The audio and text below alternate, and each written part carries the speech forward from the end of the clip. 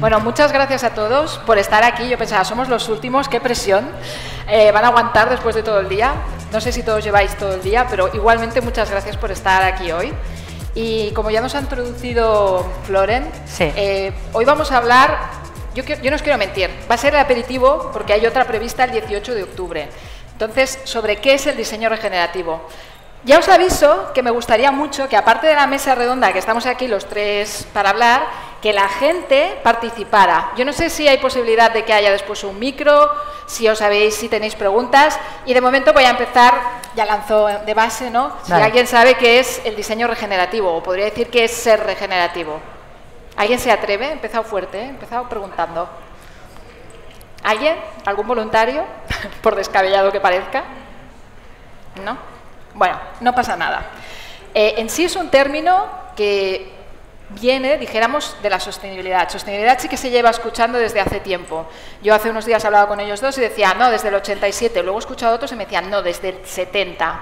Pensad que desde el 70 ahora llevamos la friolera de que casi 50 años y ahora yo creo que es cuando realmente podemos ver acciones sostenibles, que las empresas están respondiendo o pidiendo a la gente cosas sostenibles, packaging, que antes Floren nos presentaba como un tema de espacios, y es cierto que Silvia y yo, ahora se van a presentar con más profundidad, estamos en esa área, pero yo creo en la transdisciplinaridad y en transferir conocimiento entre las diferentes áreas. De hecho, es algo que veréis que tiene mucho que ver con lo regenerativo. Y por eso también es importante que esté alguien de diseño industrial. ¿Por qué? Porque cambia la escala, pero al final os daréis cuenta que en el diseño regenerativo, cuando diseñamos, cuando pensamos, en realidad lo que importa es desde dónde lo hacemos y bajo qué principios. Os he hecho esta breve intro. También había el detalle este de la inteligencia artificial, que suena mucho, que está todo en boga. Yo pensé, cuando lleguemos a ella a lo mejor ya se ha desinflado. De momento parece que sigue adelante. Lo que pasa es que lo importante aquí es lo que comentábamos el otro día. La tecnología depende de cómo la usemos y qué hay dentro de ella. Pero iremos por partes. Importante, presentar a la gente que tengo hoy aquí. Empiezo contigo, Silvia. Vale, perfecto. Venga, va. Preséntate. Me presento. Primero, yo cuando Esther me llamó para decir que íbamos a hablar del diseño regenerativo pensé, venga, pero no sé qué es tampoco. Y entonces, cuando empecé a investigar qué era el diseño regenerativo o cuál era la nomenclatura que se daba al diseño regenerativo, digo, pues es lo que yo hago, tú. Yo soy interiorista, especialista en bioarquitectura y geobióloga. La geobiología, para la gente que no lo sepa un poco, viene de la palabra geo, que quiere decir tierra, y bio, que quiere decir ser vivo. ¿Qué es la geobiología? La geobiología es la manera de saber si el espacio donde habitamos es saludable para nosotros o no. Por ejemplo, hoy en día, más o menos el 90% de nuestro tiempo estamos en espacios cerrados, de los cuales un tercio estamos en el lugar de trabajo o trabajando y un tercio estamos en la cama. Entonces, si 2/3 del 100% de nuestro tiempo estamos en estos dos espacios en concreto, no tiene sentido ver si estos espacios nos ayudan a nivel positivo en la salud o si, por el contrario, nos afectan de manera negativa, ¿no? Entonces, partiendo de esta base, nosotros creamos todos nuestros proyectos y desarrollamos toda la estrategia para llegar a concebir un nuevo diseño o una rehabilitación o una distribución o lo que sea. Bueno, yo creo que me he explicado un poquillo. Luego seguiremos, Sí. porque dije, sé breve, porque nos Sé gusta breve. hablar, que sepáis que se nos van a ir los 45 minutos volando, así que aprovechad y preguntad cuando diga que preguntéis la próxima vez. Y ahora, Jordi... Yo por mi parte, cuando me propusiste, ¿no?, el participar, entré en ChatGPT, ¿no?, para ver un poco, ¿no?, de qué trataba el diseño regenerativo. En inteligencia artificial hay un concepto, ¿no?, que está en boga, que es el diseño generativo, ¿no?, que, ¿no?, la aplicación va generando propuestas, que es tal y como trabaja la biología. Regenerar, ¿no?, es intervenir, ¿no?, cuidando, ¿no?, y al final es intentar revertir el impacto que estamos produciendo en la naturaleza con cualquiera de nuestras actividades, ya sea, ¿no?, a través de los espacios, de la arquitectura o de la producción de bienes materiales a través del diseño de objetos, ¿no?, afectamos a la naturaleza y es intentar revertir, pues, este impacto, ¿no?, que no está siendo lo positivo que debería ser. Yo soy diseñador industrial, como ha explicado Floren, soy también docente y director del máster en diseño de producto, me dedico profesionalmente al ámbito del diseño industrial, pedagógicamente y también a la investigación en diseño. Y con esto pues, tenéis un poquito más claro a qué nos dedicamos. A partir de aquí, ya ha avanzado Jordi, ¿por dónde iría lo de regenerativo? Para este informe he contado con 4 expertos que hoy no están aquí, pero que estará resumido en el informe. Hicimos 4 lives en directo y un quinto que era ChatGPT. ¿Por qué? Porque cuando me llamaron y me dijeron, oye, habla sobre esto, y pensé, bueno, ChatGPT también tendrá algo que decir. Y le pregunté a ChatGPT y efectivamente me dijo, viene de la sostenibilidad, pero es ir más allá, ¿no? Es como devolverle a la naturaleza más de lo que le quitamos. Y la verdad que en el resumen estuvo muy bien. Luego en los ejemplos ya se quedó más corto. Me puso ejemplos de los años 70, que eran más bien sostenibles. Hasta me salió un jardín en Oregón japonés. Ah, muy bien. Sí. Lo que pasa es que, claro, te lo conectaba con la paz y demás. Entonces yo creo que es muy importante cuando trabajamos en cualquier cosa, pero sobre todo también con herramientas de inteligencia artificial, poner contexto. Y de ahí me sirvo de la conversación que hablamos, ¿no? ¿Qué pasa? Hablamos de la naturaleza, que llevamos como especie unos 200.000 años por aquí, en geotiempo, Sí. y llevamos 6.000 viviendo en ciudades. Es normal que echemos un poquito de menos la naturaleza, porque tenemos una parte del cerebro, el reptiliano, que está en la amígdala, y como que a ese le falta, tanto cemento le pesa. Entonces, hablando con Silvia, me contó la anécdota curiosa de cómo se hacían antes los poblados, ¿no? Con los romanos, no sé si la quieres contar. Bueno, los romanos, antes de fundar una ciudad, lo que hacían era llevar al ganado. Entonces, los dejaban allí durante un año, y si el ganado prosperaba, era un buen sitio, ¿no? Entonces, esto tenía que tener una buena ventilación y tenía que tener agua cerca, ¿no? Y a partir de aquí decidían si tirar adelante una ciudad o no. Es una anécdota, pero es una realidad. O sea, que al final el tener esa conexión con el lugar es súper importante para poder decidir cómo actuar en ese lugar, ¿no? Un poco. Y es muy importante, ¿por qué? Porque hablaba, os decía, con uno de estos expertos que consulté, Emmanuel Powells, que yo empecé la casa como por el tejado. Busqué alguien que me hablara de ejemplos, porque ya os digo, lo que fallaba ChatGPT era ejemplos. También es normal, porque es algo que empieza a sonar ahora, con lo cual todavía no tenemos ejemplos tangibles, estamos ahí trabajando. Ya hay despachos que sin saberlo lo estaban haciendo. Sí. Pero entonces, ¿en qué consiste? Claro, sostenibilidad va en el tema de operar y mantener. Y entonces, hablando con otro experto, que era Sergio Carratala, que es experto en rewilding, me decía, es que, claro, tal y como estamos, como mantengamos, no llegamos, ya fem tard. Entonces, ¿qué pasa? Que hay que ir más allá, recuperar, regenerar.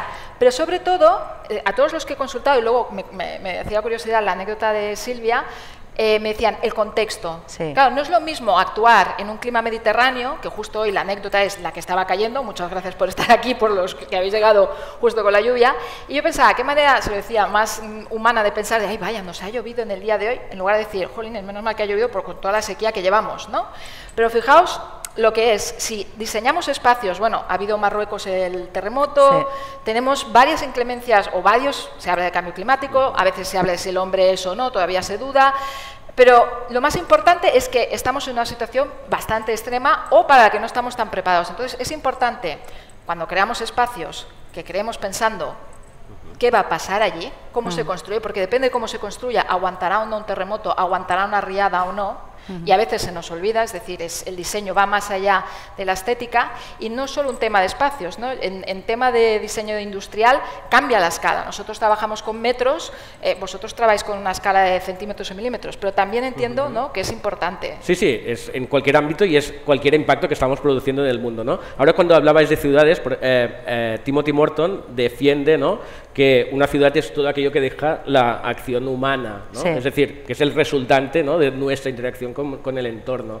Y creo que es importante partir de aquí. Cuando decías el cambio climático, ¿no?, también Timothy Morton defiende el hecho de que aquella distancia cínica, ¿no?, que teníamos con el medio ambiente, ¿no?, que reciclo y qué tal, ya estamos tomando conciencia de que llueva de esta manera, ¿no?, que hayan estos terremotos, que algo está pasando, ¿no?, que hemos llegado a una fase en el que realmente o nos tomamos, digamos, decisiones contundentes o empezamos ya a regenerar el daño que estamos produciendo o, bueno, en realidad nos extinguiremos o ¿no?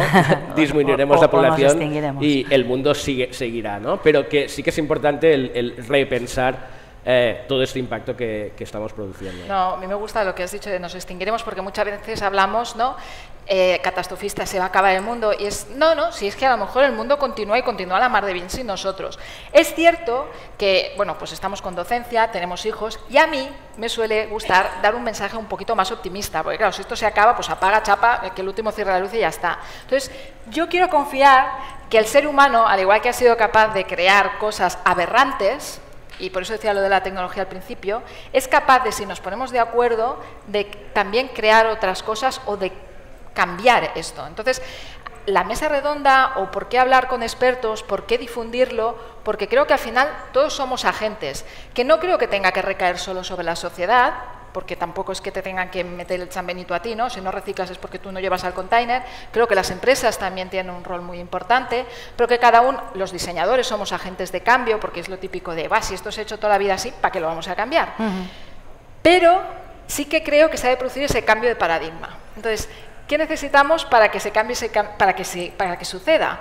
¿Va a venir por las leyes, por los códigos? ¿Va a venir por las certificaciones? ¿O va a ser porque realmente vamos a cambiar, o desde la ética o desde la filosofía vamos a decir, no, es que todo esto que hemos hecho vamos mal? ¿Qué pensáis? Yo creo que si la gente joven tiene otra visión, ¿no? En la que está mucho más alineada con la naturaleza, está mucho más alineada con el tiempo de ocio.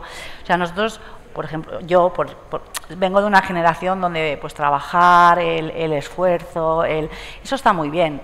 Pero también está muy bien el poder separar y observar qué pasa, ¿no? Darse cuenta de cómo está el entorno y a partir de aquí tomar decisiones. Lo que sí creo que es muy importante, y más vosotros que me imagino que sois de la escuela y tal, que es que toméis conciencia de que cuando en el caso de una rehabilitación, una reforma o una construcción, incluso en el diseño de materiales, muchas veces os diría que el 90% de la decisión del tipo de material que vamos a utilizar o cómo vamos a tomar esa reforma depende del proyectista o del técnico. O sea, tenemos que hacer un poco de demagogos, de profesores con nuestros clientes para explicarles que lo que vamos a hacer es mejor, pero no es mejor solamente para él, para su salud, para su vivienda, sino que es mejor también para generaciones futuras. O sea, sí que es verdad que a veces es como darte con un canto de dientes o contra la pared, porque a veces la gente no quiere oír eso. Ellos somos egoístas, los humanos somos egoístas, entonces nos miramos por a nosotros hacia adentro y ya está. Pero es tan claro que está el planeta como está y el cambio climático es tan evidente que ya hay muchas voces que están diciendo, bueno, a ver, el planeta hay uno, recursos son los que hay, vamos a ver cómo ponemos todo este embolado y le damos una vuelta, ¿no? Y yo creo, sinceramente, que desde la escuela es donde se tiene que impactar para que las generaciones que el día de mañana salgan a la calle pues estén preparadas para poder argumentar y para poder, además de argumentar, sino ilusionar a sus clientes con estas nuevas tecnologías y con los nuevos materiales, con el reciclaje, con el cambio climático, con muchísimas cosas. ¿Y tú, Jordi, cómo lo ves? Sí, abrías la puerta, ¿no?, a las normativas, ¿no? Es decir, esta regularización de arriba a abajo probablemente, ¿no?, vendrá de arriba a abajo y de abajo a arriba, ¿no? Como consumidores, nuestra forma de consumir también es importante. Ya están apareciendo normativas, por ejemplo, el sector de la iluminación. Si compráis una lámpara, hay ya unas instrucciones, unas indicaciones de cómo reparar aquella lámpara. En realidad es que es de sentido común, es como había sido siempre, ¿no? Se nos fundía la bombilla y la podíamos cambiar, pero ahora no podemos cambiar la placa de LED, ¿no?, porque está integrada. No tiene mucho sentido que hubiéramos avanzado, ¿no?, también hacia una estandarización de unos componentes que se podían cambiar y, sin embargo, estemos en este punto. Se está trabajando también en normativas que lo que plantean es ya llevar al extremo lo que ya está más o menos sucediendo también, y es que el fabricante sea responsable de sus residuos, ¿vale?, finalizada la vida útil, aunque sea de aquí 10, 15 años. Esto transformará la manera de fabricar, habrá que diseñar de nuevo las fábricas y, evidentemente, ¿no?, el fabricante, que hasta ahora era un proveedor de bienes, se convertirá en un gestor, ¿no? En alguien que nos proporcionará un sistema de domótica en casa, ¿vale? Pero que será responsable de aquel producto, ¿no? Desde que lo adquirimos hasta que se estropee, igual que en los coches, ¿no? Ya no seremos los propietarios durante unos años, sino que será más fácil que sea el propio fabricante el que gestione y se haga cargo, ¿no? del residuo. También, ¿no? Lo que decía, yo creo de abajo arriba también es importante, y tengo un texto que quiero compartir, que por esto llevo el iPad, es de Jonet Middleton, que es un artista que vive entre Cuba y Gran Bretaña, ¿vale? Por lo tanto, serían un poco estos dos modelos, ¿no? El símbolo del capitalismo, Inglaterra, y el símbolo del comunismo, Cuba. Y tiene un fragmento de un texto que se llama la ontopincha, el compromiso con la materia, y un pequeño fragmento que quería leerlos que dice: en mi país aprendí que un clavo deja de ser un clavo una vez clavado, en el sentido operacional. Se clava nada más que una sola vez. Se hace indisponible como si dejara de existir, cuando tranquilamente podría ser clavado todavía. La única fuente de clavos que existe en la percepción es la que proviene del ciclo productivista de comprar, usar y tirar. Y aquí es donde estamos, ¿no? Estamos dejando de valorar, ¿no? El uso de las cosas por la vida que han vivido, ¿no? Y adquiriendo, ¿no? Por sobre medida, por sobre las posibilidades del propio planeta, ¿no? De sus recursos, los productos. Hay que cambiar, creo, también el chip, ¿no? En relación con los objetos. Yo creo que la normativa nos va a ayudar, porque, por ejemplo, yo creo que en Francia y en Dinamarca actualmente un proyecto de arquitectura tiene que ya tener en el proyecto que se entrega para el permiso de obras la cantidad de CO2 que vas a utilizar en todo el proceso y cómo lo vas a devolver, y si no, no te dan el permiso de obra. España estamos, como siempre, un poco lejos, pero bueno, que la normativa de alguna manera nos va a ayudar también a poder gestionar este cambio de paradigma. Y la única cosa que hay que tener en cuenta es que a veces mucha gente dice, sí, porque yo soy eco, porque tal, y es mucho de etiqueta, ¿no? Entonces, que sea real, cómo validar que eso es real, ¿no? Sí, que eso lo comentamos el otro día, que estuve escuchando una charla de WGSN y hablaba de para dónde se tenían que posicionar las nuevas marcas, ¿no? Y qué tenían que hacer. Entonces decían, está muy bien el sostenible, está muy bien la etiqueta, pero menos greenwashing, menos limpiar, menos decir las palabras que tocan, y ahora oiréis el regenerativo de aquí a un tiempo, y más hacerlo. ¿Y cómo lo pueden hacer? Decía, pues la gente quiere ser sostenible y quiere que le expliquéis cómo reciclar esos productos, que ponga cómo, esto cómo lo hago, esto lo separo, esto no, porque el famoso Tetra Brick todavía nadie lo puede reciclar, porque son muchas capas de diferentes materiales ahí juntas, enganchadas, que no hay tu tía, tú lo tiras al contenedor, pero luego aquello ya no se sabe.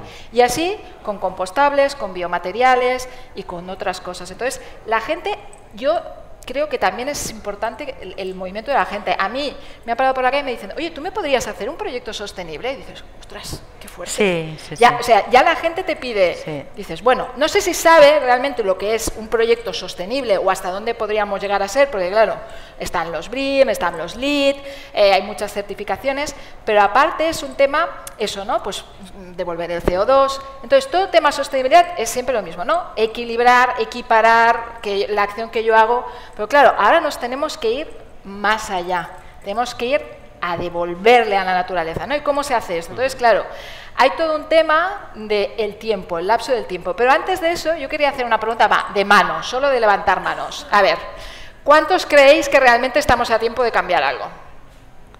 Bueno, no está mal, hay unos cuantos optimistas. No está mal. ¿Y cuántos creéis que esto se acabó, que ya no...? Eso lo sabía. ¿Ves que podéis salir alguno más? Sí, y el resto que están en medio, que no han levantado la mano por vergüenza, ¿alguien quiere hablar y decirlo? ¿Por qué? ¿No? Allí, ¿Sí? A ver, que no veo. Ahí, el micro por ahí, o levántate.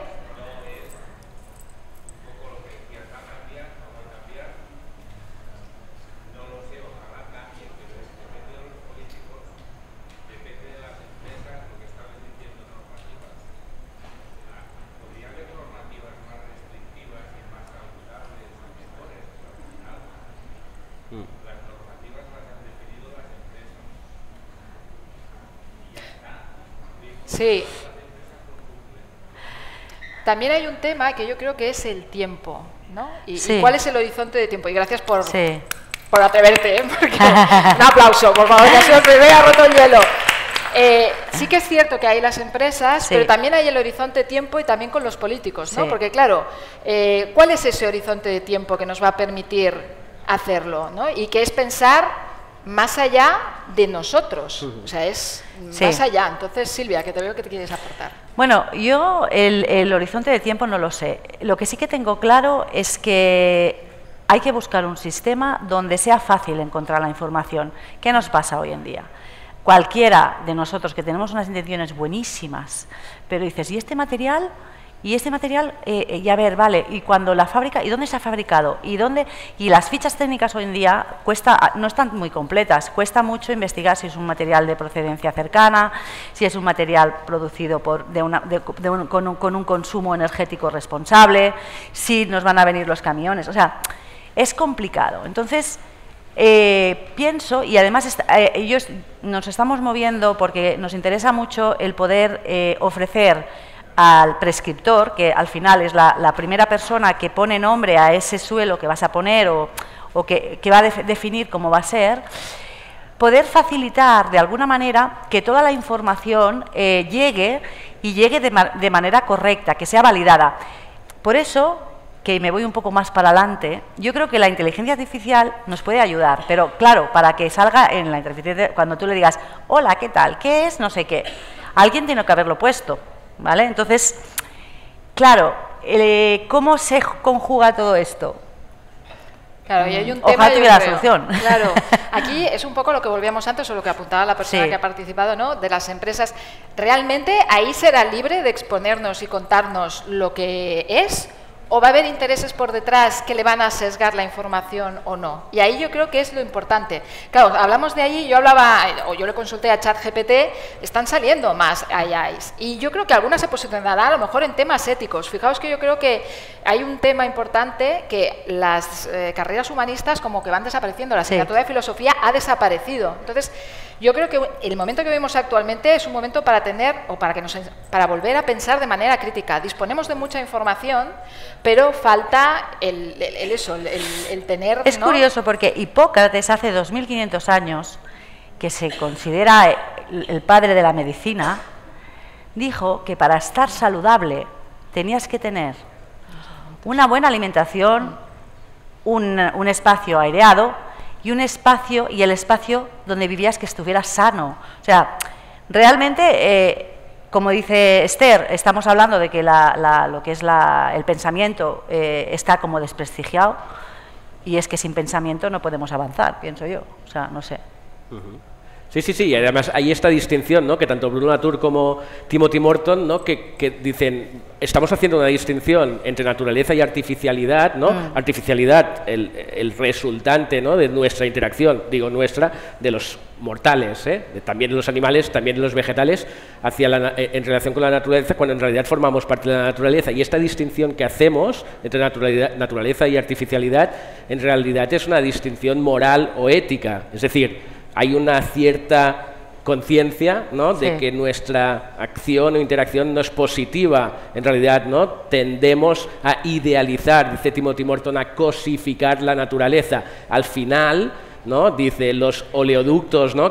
Los kilómetros y kilómetros de oleoductos que pasan por debajo de la tierra no nos importan, ¿no? Y sin embargo, los molinos de viento los consideramos una monstruosidad en el paisaje, porque al final, ¿no? Lo que habíamos hecho es una distinción que es ética, en relación con la ética, sin entender que las dos cosas están asociadas y que lo que tenemos que mejorar es nuestra relación con este entorno. Sí, o como decías, Jordi, hablamos de las personas y hablamos de los animales o de la naturaleza. Cuando empecemos a hablar, ¿no? Tú lo comentabas, como un todo, o sea, no separar la casa del bosque, ¿no? O sea, el verde de la piedra, o sea, no sé, al final tenemos que intentar que todo vuelva a funcionar, ¿no? Que haya biodiversidad. ¿Cómo se hace eso? Bueno, es difícil, pero yo soy una tía muy positiva. Yo pienso que tú poquito a poquito lo vas explicando y si son muchos como tú, como las hormigas, ¿no? Entonces pues va a llegar a más gente, ¿no? Al final, no sé, yo también estoy que estamos a tiempo de salvarlo, pero hay que ponerse. No, que esta visión, ¿no?, que decías, ¿no?, los animales, sí. La ontología orientada a los objetos sitúa incluso en el mismo plano mortales, ¿no?, seres humanos, animales y cualquier otro objeto, animado o inanimado. Es decir, hay una visión antropocéntrica del ser humano respecto también al resto de objetos que, digamos, el hecho de que no conozcamos, que no tengamos conciencia de su realidad, de su ser, de que sientan, de que piensen, no implica que no piensen. Por lo tanto, también esto nos conduce a replantear nuestra relación, evidentemente con los animales, que tampoco ha sido muy positiva a lo largo de la historia, pero también con los objetos. Es decir, tenemos que cambiar este paradigma y pensar que los objetos con los que convivimos, nuestra relación no tiene que ser tan instrumental como es ahora mismo y que estamos conviviendo con ellos y por lo tanto tenemos que aprender de ellos y los tenemos que cuidar. Y tenemos que aprender a cuidar para que su vida, ¿no?, sea lo más larga posible. Y esta vinculación emocional con los objetos es fundamental. Tengo esta anécdota, pero no sé si la explico ahora, que es la de la lámpara TMM, no sé si alguno de vosotros la conoceréis, es una lámpara de Miguel Milá, diseñada por Miguel Milá, que la pantalla se sujeta a partir de dos juntas tóricas de caucho, ¿vale? Dos gomitas de caucho, ¿vale? Miguel Milá, en sus conferencias, iba con una bolsita y pedía disculpas porque este material orgánico, ¿no?, natural, se estropea con el tiempo, ¿vale? En realidad, en cualquier ferretería, por céntimos, encontraréis nuevas juntas tóricas, ¿vale?, de caucho. Claro, implicaba el tener un cuidado de la lámpara. Aquella lámpara estaba allí y de vez en cuando, cada 4 o 5 años, había que cambiar estas juntas tóricas. Esta acción, ¿no?, de bajar a la ferretería, el comprar las juntas tóricas, el reparar muy fácilmente aquella lámpara, nos vinculaba emocionalmente, efectivamente, de una forma distinta con la lámpara y por lo tanto no nos era tan fácil desprendernos de la lámpara, ¿no?, porque habíamos creado esta vinculación. Creo que es un buen ejemplo, ¿no?, para entender esta nueva relación que debemos tener, ¿no?, o empezar a tener ya con los objetos, ¿no?, que no todo es, ¿no?, usar, tirar, ¿no?, y consumir de nuevo. Aquí el tema yo creo que también es importante lo que decías de la vinculación con el objeto, ¿no?, que ha ido cambiando, ¿no? Si miramos atrás, hasta 1950, también la tipología de familia, porque como sociedad todo va como vinculado, las relaciones, los objetos, ¿no?, todo va como más inmediato, más lo uso, más lo tiro. Entonces yo creo que es una tendencia que ya hace unos años que está, el do it yourself, que ya iba en esta línea, los cafés para reparar, los Fab Labs de producción de 3D, son nuevas maneras de hacer, nuevas maneras sí, de producir las cosas, y una vez más también hay el tema local, porque tú puedes imprimir con 3D, pero ¿qué material estás utilizando allí?, ¿no? Y hablamos de biomateriales, me contabas un caso, ¿no?, de las cáscaras de arroz. Exacto, nosotros por ejemplo estuvimos en una feria de bioconstrucción y vimos un proyecto muy interesante de unos arquitectos italianos que ya llevan 10 años trabajando con el entorno en el que están. El proyecto, ellos se llaman Rice House, y lo que hacen es, allí tienen mucho arroz y a partir de las cáscaras de los desechos del arroz, pues están desarrollando muchos productos como aislamientos,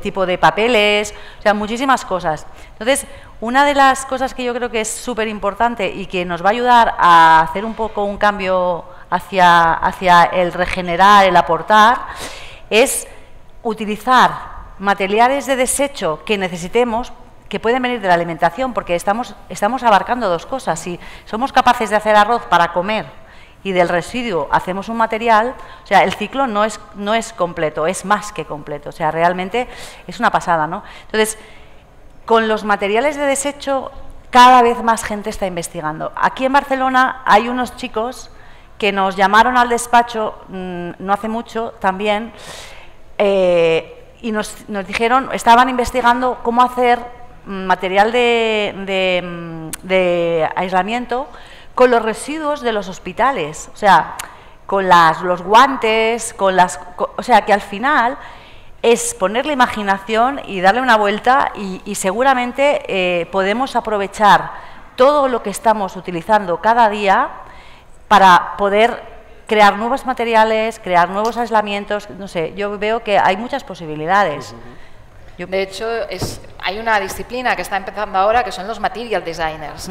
Entonces, pensad lo importante que es gente, puede venir, todavía no existe como carrera, hay másters, hay gente que es de diseño industrial, de hecho, uno de los expertos que consulté, Albert Zeugen, venía de diseño industrial en Holanda y estaba, pues, se pasó al bando, dijéramos, más conceptual porque tenía la experiencia, pero aparte es eso. Entonces, cuán importante es, lo que decía antes Silvia, y yo creo, Jordi, que tú también puedes aportar aquí, el decidir qué vamos a utilizar como material y cómo lo vamos a usar. Porque antes hacías el ejemplo de la lectura del clavo, ¿no? Entonces hay actualmente equipos de sonos, de altavoces, que ya son modulares, que se pueden reparar, que puedes sacar las piezas. En lugar de usar pegamentos, si usamos tornillos, no clavos, que también se pueden sacar, a lo mejor la cosa la podemos mantener más a lo largo del tiempo, ¿no? Sí. Y entender también los residuos más allá, ¿no? De los, Exacto. es decir, reducir este consumo que estamos haciendo mal y pensar en residuos que hasta ahora parece que no habíamos pensado. Por ejemplo, se está analizando y estudiando también que muchos microplásticos provienen de las lavadoras, ¿no? del proceso de lavar, y aquello es muy conflictivo. Hay un fabricante importante de lavandería industrial en Cataluña que está investigando en materiales, intentando aplicar materiales a partir del la generación, ¿no? digamos, el rescate, ¿no? de estos microplásticos que se van por la canalización del agua, que son absolutamente contaminantes, y con ellos intentar producir materiales, pero lo más importante, ¿no? es rescatarlos, sacarlos, ¿no? del ciclo, del sistema, y con ello poder aplicar nuevos materiales. Yo quería hacer un apunte, que es que creo que está es muy importante tener un ojo en el futuro, un ojo en la tecnología, un ojo en todo lo que está pasando, pero también es muy importante recuperar lo que tenemos, lo antiguo, lo vernacular, porque nos va a dar muchas pistas de lo que funciona y lo que no funciona. O sea, a nivel de arquitectura o de interiorismo, que es nuestro trabajo, ostras, yo a veces pienso, si yo tuviera o sea, cuando hacemos un estudio de una casa o de una rehabilitación, primero miramos el clima, ¿no? ¿Qué clima ha habido los últimos 5 o 10 años? Para saber qué tipo de aislamiento le conviene o cuál es la mejor, pero también miramos cómo se habían construido esas casas entonces, ¿no? Entonces, creo que claro, es muy difícil, ¿no? Pero lo importante sería, lo antiguo tiene un valor muy, muy, muy importante, y lo nuevo también. Entonces, saber coger o fijarse en lo antiguo para analizar y conseguir algo nuevo, pienso que es un reto que tendríamos que autoponernos cada uno de nosotros, ¿no? Porque yo ahora voy a lanzar otra pregunta así fácil. Del público, generación X, ¿sabéis lo que es? Vale, ¿cuántos sois de generación X? Sin vergüenza, yo también. Bueno, vale, ¿el resto qué generación sois? ¿O generación Y? ¿Nadie? ¿Boomers? Bueno, generación X... A ver, yo el X, ¿por qué? Por lo que justo decía Silvia, la bisagra. Somos una generación que nacimos sin tecnología, casi, como aquel que dice, llamamos con el triqui-trinqui, el teléfono, el cassette, el gesto no lo veréis por ahí, más que los de la generación. Y en cambio, convivimos ahora, o vivimos lo mejor que podemos, con Internet, con social media, el 2.0, y ahora nos vamos a lanzar a ChatGPT y a lo que venga, ¿no? Y entonces yo creo, a ver, también es porque somos muchos de esta generación, yo creo en los medios y en varios sitios, había un artículo que decía, lo bueno que teníamos era eso, que éramos capaces de movernos en los dos ámbitos. Y yo creo que es muy importante lo que decías, el poder tener esa capacidad, o sea, que aunque, y hay una frase de un autor famoso que no me la he traído apuntada, pero es, tú mirando al futuro, pero con los pies en el pasado, ¿no? Y es aprender a conectar esas cosas. Y al final todo va lo mismo, conectar, transferir conocimiento entre áreas, porque hoy estamos aquí, industrial, espacios, pero hay moda, que en moda se habla muchísimo, y hay muchísimas cosas, y se puede transferir conocimiento. Antes estábamos hablando, ¿no?, de pasar del sector alimenticio a ser un material de construcción. Claro. Y yo creo que ahí también hay mucho trabajo por hacer, y el mezclar disciplinas. Y os decía que os diría lo de regenerativo, porque desde la industrialización como que todo está como muy concreto, muy especializado, muy segmentado. Y a lo mejor lo que tenemos que empezar a hacer es trabajar entre nosotros con diferentes profesiones y contrastar los datos, porque a lo mejor un material que ahora es maravilloso, de aquí 5 años, pues se descubre, o más tiempo que no, otra vez el horizonte de tiempo, ¿no? No, y trabajar en transversal. Por ejemplo, cuando cometes un proyecto, implicas a muchísima gente, o sea, muchísima gente de sectores diferentes que donde tú no llegas, ellos van a llegar, o sea, nadie tiene más de 24 horas al día, o sea, todo el mundo tenemos las mismas. Entonces, pues, ¿qué tienes que hacer? Pues asociarte con gente que te que te facilite donde tú no puedes llegar, ¿no? Yo pienso y además que tienen una visión diferente, ¿no? A veces hacemos un ejercicio de cuando estamos proyectando algo, cuando estamos trabajando con un proyecto en concreto, y a alguien que no tiene nada que ver con el estudio, ni que tiene nada que ver con el diseño, ni que tiene nada que ver, le preguntamos, ¿a ti esto qué te sugiere, no? Y entonces te dice una cosa y dices, ostras, pues eso no lo había pensado. O sea, que realmente no tiene que dar miedo, ¿no? Poder compartir. Cuando hacemos un proyecto nuevo me dicen, pero te lo van a copiar. Y digo, bueno, pues que lo copien, ¿no? Mejor, ¿no? O sea, pero cuesta mucho copiar. Cuando uno trabaja y tiene que dedicar muchas horas a una cosa y tú sabes lo que te ha llevado el trabajo ese, dices, bueno, pues que copie, ¿no? Si realmente quiere copiar, mejor, porque va a salir algo mejor, pero si no, pues no pasa nada. O sea, compartir las cosas yo creo que es súper importante. Y yo creo que la gente que viene detrás lo está haciendo muy bien eso. O sea, que para tirar una lanza... No, es verdad, nosotros somos como más oscuros, ¿no? O sea, las personas así como un poco... No, tranquilos. O sea, compartir es lo que va a sumar seguro. Hay un libro de Morton que es Hiperobjetos, filosofía y ecología para el fin del mundo, ¿vale? Que sostiene que estamos ya en esta fase de fin del mundo, que ya entramos, ¿no? Con las primeras exploraciones de la energía nuclear y con la industrialización, con la máquina de vapor, que en realidad no es el fin del mundo entendido, ¿no? Como algo catastrófico, sino que en realidad nos ha hecho conscientes de que estamos ya en una nueva era, ¿no? Él dice, ¿no? Una conversación sobre el clima, ¿no? Ya no, ¿no? En el ascensor ya no es tan gratuita como lo era hace unos años, ¿no? Ya es alguna cosa tiene que cambiar y estamos aquí para hacerlo, ¿no?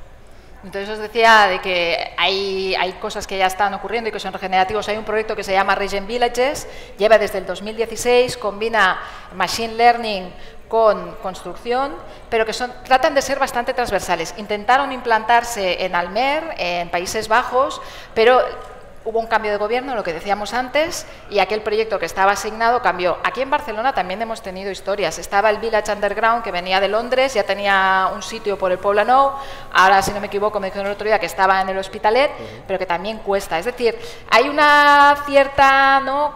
Cuesta el hecho de hacer esos cambios de algo novedoso, porque no sé cómo va a salir, también la inversión, y un poco lo que, no sé si comentabas antes, Silvia, de que la tecnología también nos puede ayudar, por una parte, a consultar información, en este caso en Regen Villages, a compartir información. O sea, van metiendo el proceso de crear un nuevo poblado, una nueva urbanización en el sistema, con una serie de datos meteorológicos, y eso que lo puedas extrapolar y llevar a otro sitio. Entonces, ¿qué pasa? Que se acorta el tiempo de permisos, que se acorta el coste de lanzar una nueva propuesta, y eso a lo mejor hace que lleguen a cortar tanto el tiempo como para que a un gobierno que está 4 años no le dé miedo meterse en una cosa como esta, o a un inversor privado, porque al final también yo lo que iba viendo es que hay proyectos de agrohoods, ecovillages, ¿no?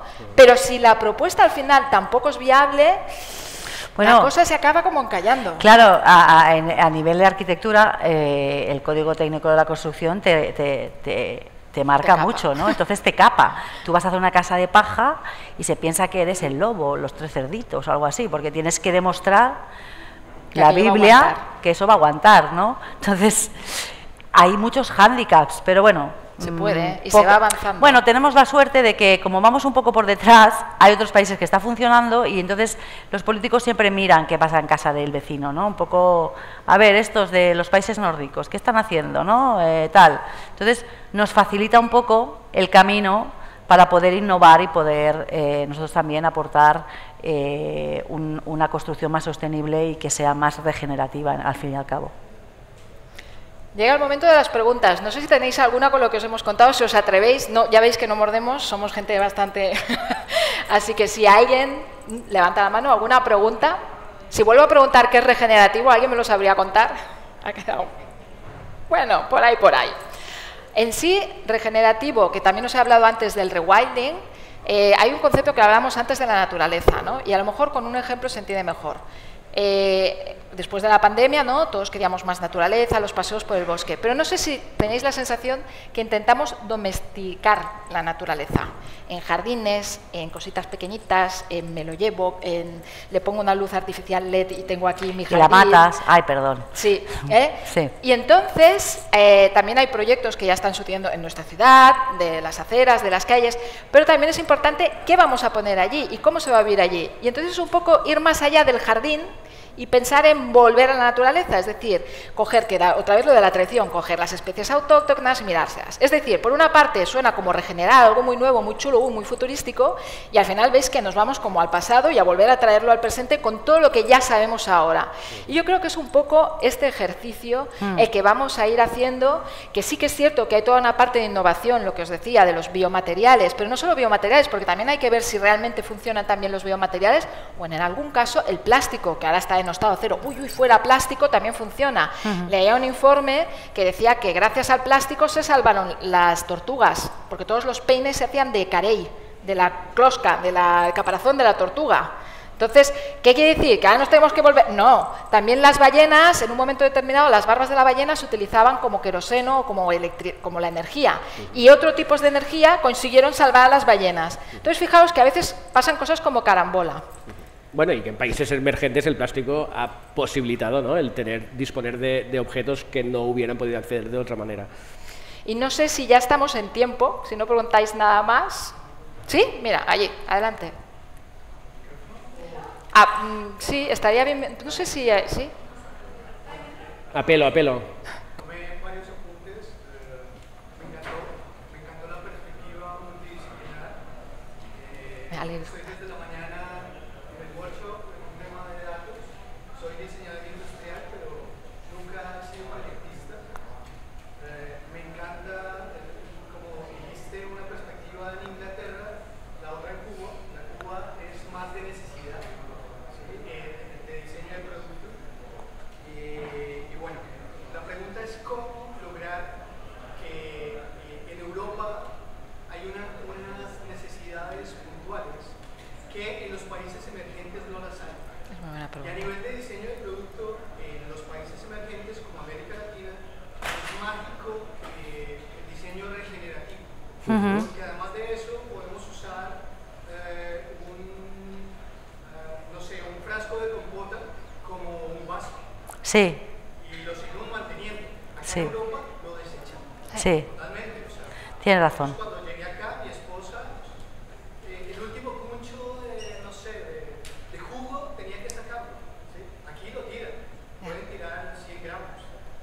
Entonces, ¿cómo desde esa visión, desde la escuela de diseño, se centra en trabajar colaborativamente desde esa visión regenerativa de lo que tiene América Latina o estos países emergentes y lo que también tiene Europa? Porque esto también es una crítica muy, lo digo yo, colonialista, Sí. y es que se ha cogido de allá, se sigue teniendo recursos naturales, madera, plástico, el caucho, Sí. el agua, y lo siguen haciendo. Pero bueno, ¿cómo vamos a empezar a trabajar de manera colaborativa Ajá. con lo que, porque finalmente solo tenemos un planeta, Correcto. y eso es lo más interesante. Y yo, ¿Cómo hacer eso desde la perspectiva del diseño del producto de las empresas? Porque hay otro elemento fundamental, la normativa es muy importante y a veces el diseño se deja a un lado. Los diseñadores deberían estar del lado de los policy makers. Oye, mira, hay que poner restricción a esta empresa, hay que poner, entonces, ¿cómo podemos generar de manera colaborativa un trabajo en el que todos ganemos? yo creo, me permitís que conteste, o sea, yo creo que no se debe, esta visión, esta educación no debe estar en la escuela de diseño, tiene que estar en la escuela de primaria. O sea, cuando los niños son los mejores gestores de la brosa, no sé cómo se llama, de la basura, perdón, los mejores gestores de los potes de reciclaje, son los mejores gestores que tenemos actualmente en el mundo. Porque ellos tienen unos ojos despiertos, unos ojos nuevos que ven las cosas y enseguida tienen imaginación para hacer cosas. ¿Qué pasa? que si nosotros potenciamos que en la escuela de pequeños haya un huerto, haya el reciclaje, trabajen con materiales, seguramente cuando lleguen estos niños a la edad de la escuela de design o de lo que sea, lo tendrán tan interiorizado que saldrá de por sí, por natural. Ya no tendrás que decir, oye, es que, claro, el pote vale tal o es de cristal, lo puedo reciclar para poner una flor. No será así.